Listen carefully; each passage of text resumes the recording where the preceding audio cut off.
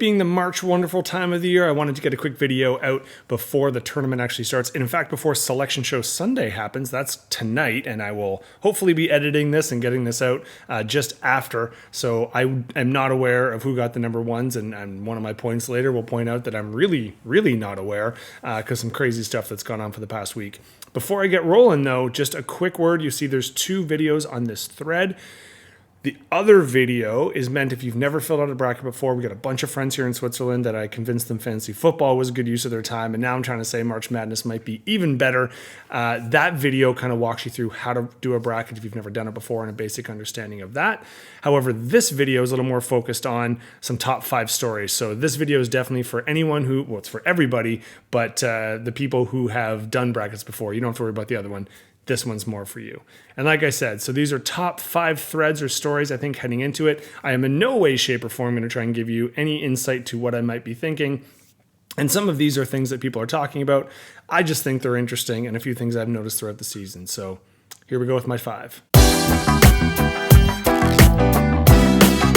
Parity seems like an odd one to start with because this has been the running joke for the past few years. And I think if you've been in this long enough, you remember the days when the ones were pretty much guaranteed to get out of the first weekend.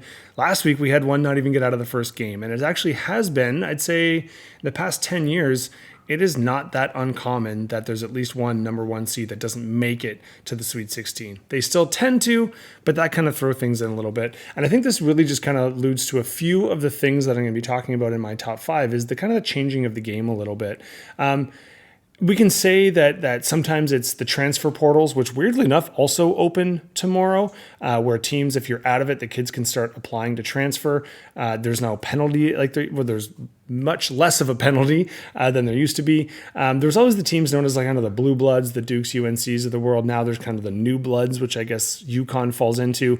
But realistically, you still have the dominance of the teams that tended to be there. We're just now opening the door a little bit and adding a few more to those. And I don't actually necessarily think that's a bad thing.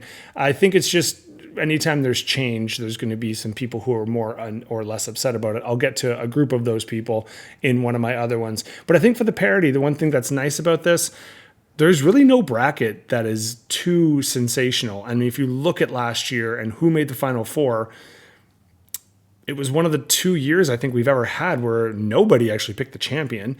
One person at least had San Diego State in the final and actually winning it all. And one of our co-champions had UConn in the final, but not winning it all. The seeds were kind of messed up. And so I think this selection show will be very interesting because one of the faults of last year was there were a few teams that were probably higher seeded that were misplaced and put in similar brackets. But it's worth mentioning because every year this seems to happen. And every year, it gets a little wilder and wilder. Now, in the girls' game, this is going to be a bit different, but it's funny. We're kind of coming off that stretch where in the early aughts, it really was just kind of UConn and then occasionally some other teams that flared up. But certainly in the last 4 to 5 years, there has been new teams with prominence, new programs coming in, new coaches. I'll talk about them in a little bit. So they're not as predictable as they used to be. I don't know if we'll expect to see as wild the 12s and 13s and 14s. But if this season has taught us anything, parity is just a new trend. I mentioned the group that seems to be upset, so I'm going to jump to them next. Coaches, and obviously this one's going to be more near and dear to my heart as I am in no way, shape, or form in the same level as any of these NCAA coaches. But being a coach, I know what I prefer and I know what I like in certain circumstances. And it's true that I think the changing athlete has made coaches kind of alter their perspective a little bit. But I think that's very different when you hear that. And yes, some of the messages they send, I agree with, but I'm also not in a billion-dollar industry. So it's not as easy as we used to be able to run it this way and now we can't. Some programs are still running quite fine and having those kind of structure-based development and coaches having a little bit more power. But I think it's traditionally these old favorites that are now having to if you want the best player, you have to give them a little bit more freedom to leave after a year or two. Obviously, that changes that definition of student athlete, which will be interesting to see how that evolves. With the kind of fall of the G League, now that the NILs, and if people are not aware, athletes can now have money, not from the school, which I always think is hilarious. So don't worry, billionaire coaches, you're still going to get your billions. Even your millionaire coaches, you're still going to get your millions. You don't pay the kids, but other companies now can. There was that running joke I thought was funny that a kid can actually be given a Lexus, but they can't accept a ride from their coach. So I think in the next few years, we're going to see things change a little bit, but I know it's football, but I'm sorry, Saban, but I know he made a statement saying it's not the same. It's kind of weird. And I said this in the podcast when I was talking with Kelly. I know he made a press statement, but I don't know if he made it from his $14 million lake house or his $12 million farmhouse. So it's kind of tough. I know coaches liked the deal they had and they liked the control they had. That's why a lot of them wanted to stay in college and not move. But there are coaches that are doing it and they're adapting without completely selling their soul. And then there's some that just don't mind selling their soul and saying, I'll take you for 1 year and take you for what I can get. I know you're not a student while you're here. But I do think this is something that's going to evolve. And as they evolve, we do need good coaches to do that. It just might be coaches with maybe a slightly different disposition. Court storming. Got that on my first try. Of course, you wouldn't know if I didn't, but I did, and I didn't think I would. I have to enunciate.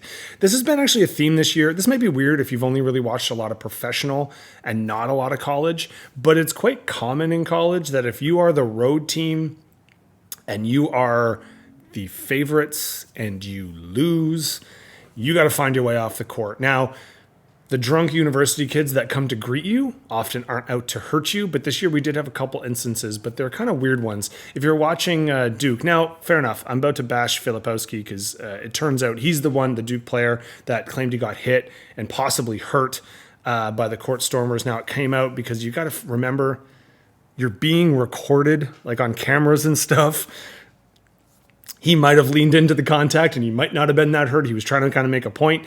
But you got to say for Duke, who I have very little empathy for, apparently since 1996, 72% of their road losses, they do get a court storm in. So this is something that if you are a Duke player, you should probably be more prepared for. And we've had some good instances. I believe it was Creighton who upset UConn, I think, about a couple months ago. But their security made like a V and actually made sure that UConn could get ushered out. But one of the ones that first started this in the women's game is Caitlin Clark got rushed. And that one was someone legitimately running into her. I believe if you look, the student actually had their phone up and they were trying to record themselves and just whacked right into Caitlin. And that would have been a big issue because at this time it was mid-season. She hadn't set all the records in the world yet. And so obviously her getting hurt would have been quite a big deal. Caitlin actually responded a bit differently than Filipowski. She actually apparently took a picture with this person eventually and kind of got in touch with them afterwards on social media and just said, no worries, it happens. Just maybe keep your head up next time. But it's one of those things that we're dealing with university kids. But Jay Billis was kind of a funny reaction. He wants everyone locked up, and he's kind of going behind that, saying if you fine and suspend and arrest, just lock all the doors, no one can leave, then you can fine them all or kick them all out. I mean, I don't know. I kind of thought American prisons were pretty full. I didn't know that they had to line them with drunk university students who stepped on the floor. I do understand it, though, to a point. I know I'm making fun of it.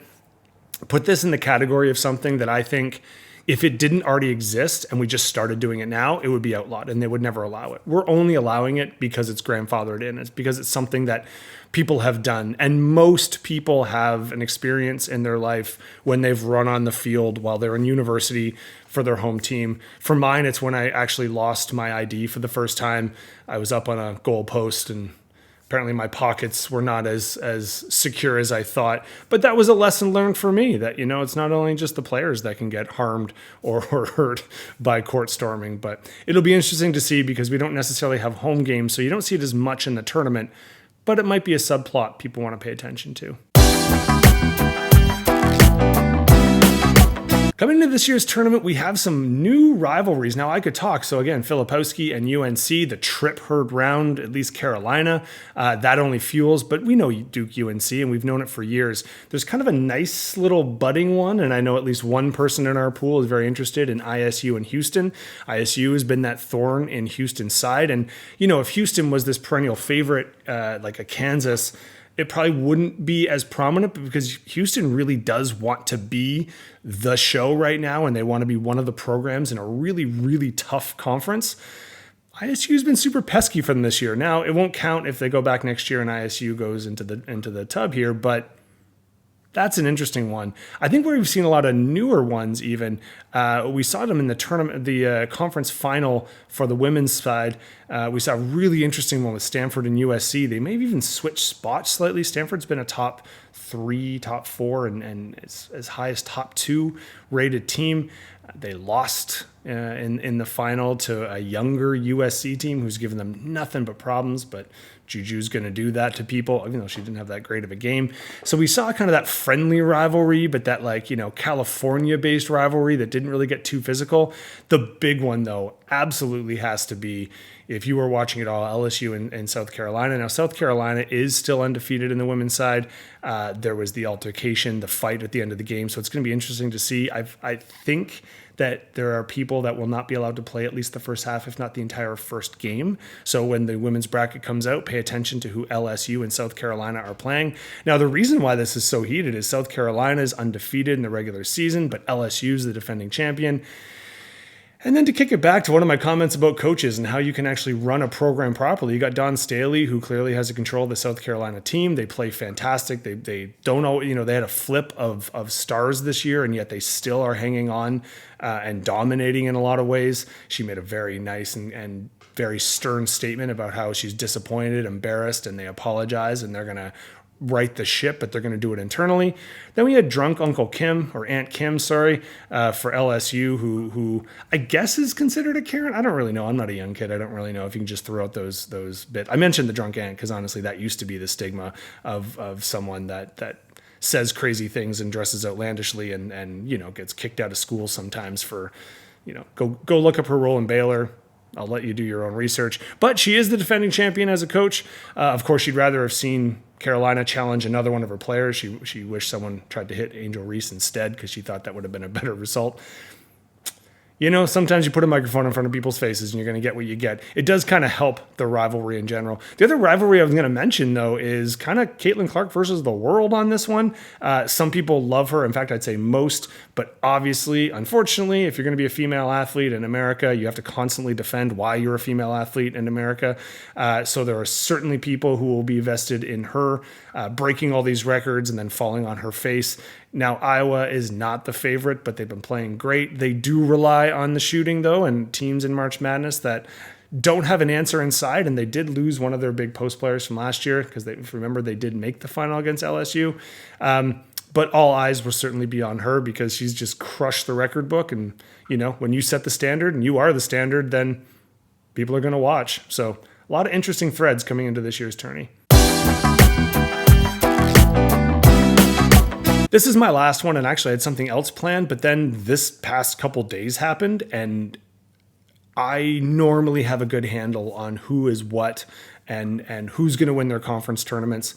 If you look at the major tournaments, even some of the minor ones, not a lot of one seeds won their tournament. This is going to make massive bubble related issues. And if you're not familiar with what I'm talking about, if you are a bubble team, so a team that may or may not make it, and you're going to be really close, you want all the ones to win that are supposed to win. You don't want any crazy upsets. Now, granted, we can take the Houston ISU one.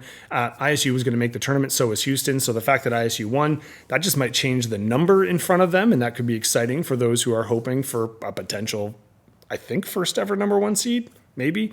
They're now at least locked down to 2, I'd say. Houston was going to make it, and they're still going to make it, and they're probably still going to be a number 1. They just won't be the number 1 like they were going to heading into that game. So that one is less about what I'm talking about. But if you're the UNC Wolfpack, you were not making the tournament unless you won it, and then you sure went ahead and won it. So that does take someone's spot. But if you look at some of the blue bloods I mentioned, Duke lost early, Kansas lost early. Now, if their strategy was to get some rest before next weekend, they got it because they didn't have to play as many games as other teams did. But super interesting to see just kind of, if you look at even today's matchups, and like I said, I'm recording this Sunday, but before all the games happen, you had a massive upset in the Ivy League, and I know everyone vouches for the Ivy League, but this year there was thought that there could be more than one team get in, Princeton being one of them, and they're out, so they might take a bubble spot. You look at the Atlantic 10, where they have their 5 and 6 seeds playing in the final, VSU and Duquesne. It's not how you pronounce it, but I thought I'd try and be funny. Either one of those was not going to make the tournament, so that's different. An 11 seed in Temple, If they win, they're in. If they lose, they're definitely out. The SEC is crazy with Auburn and Florida. And then obviously the Big Ten with Purdue going down. Then you got Wisconsin coming through as a 5 seed. Now, Wisconsin may have been a bubble team, but we'll see what happens. If they win, obviously they're in. And then we'll see if this was enough to get them in the first place. So normally I do actually have a handle, and then you know where people are coming in, and we're a couple hours out from selection show, and I could not be more confused. The women's game, since most of the tournaments finished about a week ago, there's a few more pieces there. Like I said, the USC Stanford flip is kind of the only real one that I could see, but I'm just more interested to see where those suspended players and who they end up playing in the first round. Either way, as you can see, way more questions than answers right now. That's it for me for the intro videos. If you've been in this pool before, you know that I like to do write-ups for everybody, so that's going to be what I'm up to for the next week. I will be doing some videos as well this year because I have the time to do it. So this is my pitch, and I'm going to write this down, and please listen to it if you can. If you're the kind of person that doesn't wait until tip-off on Thursday to do your bracket and you want to maybe be cool with me, send me a screenshot of your bracket. I can't see it on Yahoo, even as the commissioner, until tip-off, which means if nobody sent it to me, I would be writing everybody's write-ups starting on Thursday, and I'm not going to lie to you, I'm watching the games first, so I'd be starting on Friday morning, and it would take me a while to get out. Some of you have been awesome with this. You just send it to me. If you honestly think it influences what I think or do in my pool, you clearly have never met me before. But since some of you actually have never met me, I'm just telling you, if you don't feel comfortable, don't do it, but it will not influence me in any way. You get a little bit more of my attention. The first people in, there's always a handful of you that do it on the Monday. You get all my attention because your write-ups are done within like probably an hour to 2 hours after you send it to me, because I want to make sure I get as many done as I can. That would be a huge help to me. Like I said, expect way more content than this year. You get write-ups, videos. I can't promise anything until I see how it rolls, but that's my plan. As you can tell, it really is the March wonderful time of the year. Happy March, everybody. Can't wait.